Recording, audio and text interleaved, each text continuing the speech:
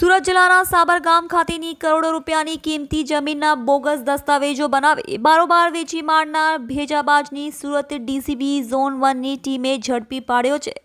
આ ગુનામાં 14 વર્ષ પહેલા ગુનાને અંજામ આપ્યો હતો। સાબરગામની જમીન બોગસ દસ્તાવેજોના આધારે વેચી મારનાર અમદાવાદનો શખ્સ 14 વર્ષ ઝડપાયો હતો। ઘોડો રોડ ઉપર રહેતા અજય પટેલના પિતા પ્રવીણભાઈએ 1994માં સાબરમતીની જમીન લાખો રૂપિયામાં ખરીદી હતી। ત્યારથી માલિકી ચાલી આવતી હતી। માર્ચ 2000ની સાલમાં આ જમીન બોગસ દસ્તાવેજોના આધારે કિશોરભાઈ નેમાવતને વેચી દેવામાં આવી હતી, જેને લઈ ગુનો નોંધાયો હતો। આ જમીનના ખોટા દસ્તાવેજો બનાવવામાં આખી ટોળકીની સંડોવણી બહાર આવી હતી। સંજય ઉર્ફ કાલી કેશવ નવપરાની સંડોવણી બહાર આવી હતી। ધરપકડ થાય તે પહેલા સંજય ફરાર થઈ ગયો હતો।